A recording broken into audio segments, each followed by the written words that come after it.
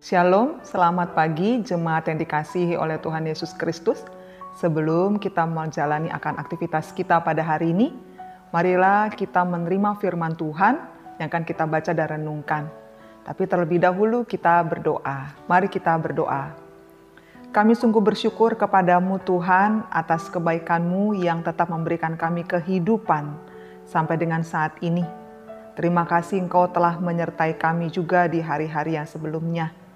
Dan biarlah sebelum kami menerima berkat Tuhan dan menjalani aktivitas sepanjang hari ini, Engkau memimpin dan menuntun kami dengan firman-Mu yang kudus yang akan kami terima sebentar lagi.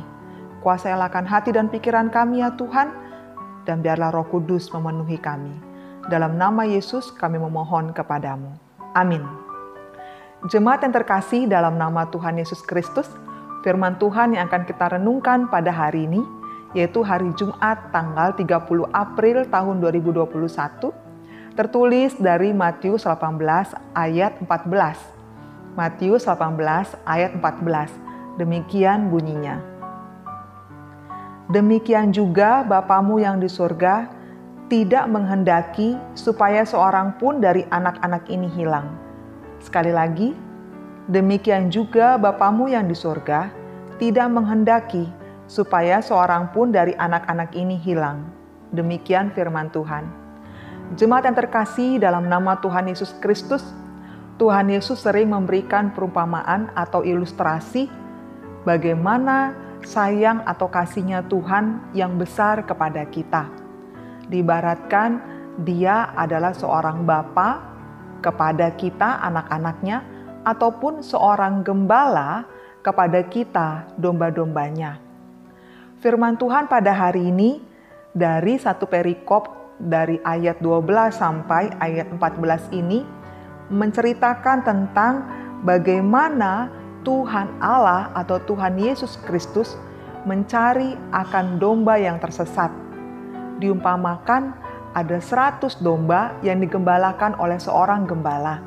Akan tetapi ada 1 ekor domba yang tersesat, sehingga dia harus mencari 1 ekor domba yang tersesat ini dan meninggalkan akan 99 ekor domba yang lain di satu tempat. Jemaat terkasih, kita semua sudah tahu mengenai perumpamaan tentang domba yang tersesat ini. Akan tetapi, kita mungkin lupa bagaimana bisa domba ini tersesat. Mengapa domba ini sulit sekali untuk mengikuti akan kehendak ataupun tuntunan dari gembala ini. Tidak seperti 99 ekor domba yang lainnya. Domba Tuhan yang tersesat ini biasanya karena dia lebih memilih untuk mendengarkan dirinya sendiri dan menolak akan tuntunan dari gembalanya, yaitu Tuhan. Dia melihat ada tempat yang lebih hijau ataupun ada air yang lebih segar dibandingkan yang diberikan oleh gembalanya.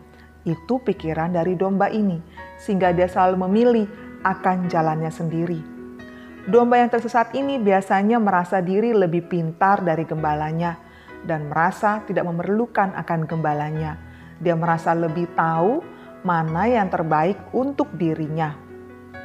Bisa juga domba yang tersesat ini disesatkan seperti kita jemaat Tuhan karena hawa nafsu yang lebih tinggi daripada hatinya ataupun dirinya sendiri. Dan hawa nafsu itulah yang membelenggu dan memperbudak pada akhirnya dirinya. Karena lebih nikmat rumput yang di sana dibandingkan rumput yang diberikan oleh gembalanya. Nah, jemaat yang terkasih, ada juga domba yang tersesat atau jemaat Tuhan itu karena gembala yang diupah oleh Tuhan itu hanya mementingkan dirinya sendiri. Dia tidak membawa akan domba-dombanya kepada gembala yang baik ataupun kepada rumput yang hijau, air yang segar. Yang penting dia bawa, mau apapun rumputnya, mau apapun airnya, dia berikan. Dan ini adalah gambaran dari para pelayan Tuhan ataupun pemberita firman Tuhan yang hanya mencari keuntungan diri sendiri. Mereka membuat para domba ini tersesat dan menjauh dari kebenaran. Jemaat terkasih, meskipun demikian, Tuhan selalu mencari akan domba yang tersesat, yaitu kita. Lalu apakah alasan Tuhan mengasihi dan berusaha mencari kita yang tersesat itu? Kita semua tahu bahwasanya kasih Tuhan itu sangat besar buat kita anak-anaknya. Karena dia menganggap kita bukan sekadar ciptaan yang berharga, tapi kita adalah anak-anak yang sangat dikasihinya. Lalu, apakah alasan dia mencari kita ketika ketika kita terhilang? Mengapa Tuhan tidak membiarkan kita saja terhilang, membuang kita ataupun menghukum kita? Bukankah kita adalah domba-domba yang sering nakal dan hanya mementingkan diri sendiri, yang tidak mau mendengarkan akan tuntunan gembala kita?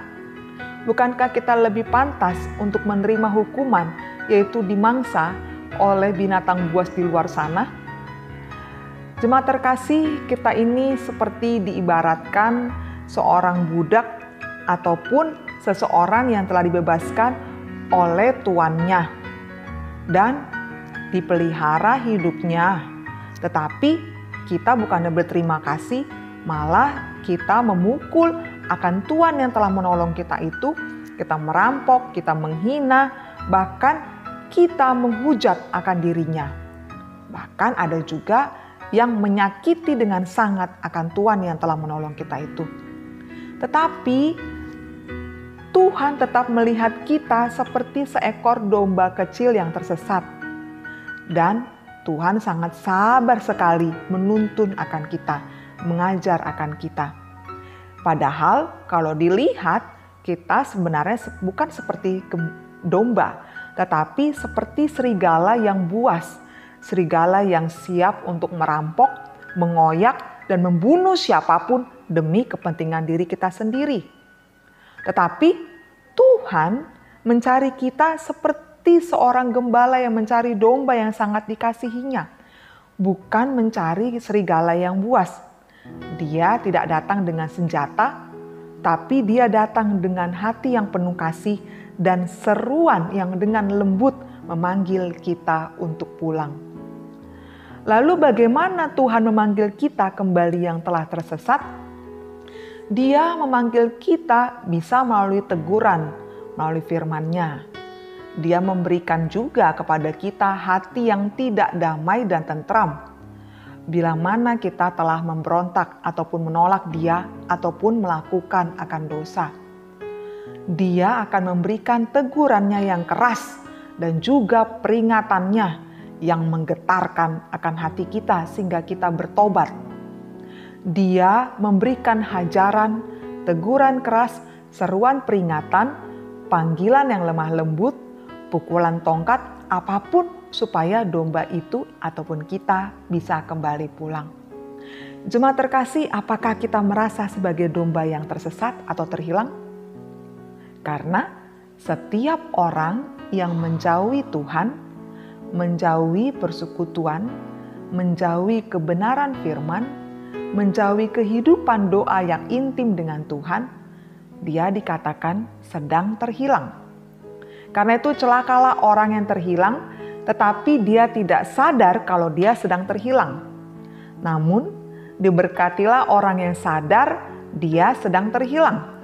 Dan kegelisahan hatinya akhirnya membuat dia kembali kepada panggilan Sang Gembala yang sedang mencari dia. Tidak tahukah kita bahwa sebenarnya Tuhan sangat menginginkan kita untuk terus dalam keadaan yang baik dalam tuntunannya? Kan tetapi kalau kita pikirkan dan renungkan, kapan terakhir kalinya kita merasakan kehangatan persekutuan dengan Dia? Kapan terakhir kalinya kita menyadari keagungan firman Tuhan? Jika kita berpikir sudah lama, ataupun sudah jarang, ataupun sudah mulai biasa saja, maka datanglah kepada Tuhan. Mintalah hati yang lemah lembut dan juga keinginan untuk senantiasa hidup menghangat kepada Tuhan. Agar jangan kita tolak kan suara Tuhan, tapi kita kembali kepada jalannya Tuhan. karena Dia akan memberikan berkat yang melimpah untuk kita karena Dia sayang pada kita. Amin. Mari kita berdoa. Kami sungguh bersyukur padamu Tuhan atas firman-Mu yang telah kami terima. Biarlah kami senantiasa memiliki akan suara ataupun pendengaran dan juga hati yang mendengar akan suara Tuhan. Biarlah setiap kali Engkau berfirman kepada kami menerima firman-Mu. Setiap kali Engkau mengingatkan kami mau kembali kepada jalan-Mu. Bila mana Engkau menghajar kami menerima penghajaran-Mu dan kami menyesal dan bertobat dari segala kesalahan kami. Kami sadar Tuhan sebagai anak-anak-Mu, sebagai domba-domba-Mu, kami sering kali tersesat, kami sering kali terhilang.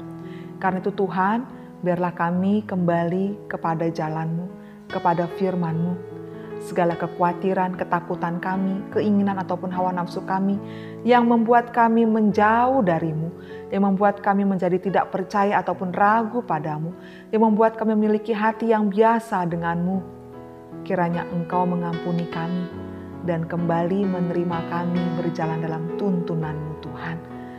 Tuhan, kami menyerahkan kehidupan kami sepanjang hari ke dalam tangan-Mu. Biarlah Roh Kudus menuntun, memimpin, mengajari kami dan menjadikan kami menjadi pribadi yang baik di hadapan-Mu.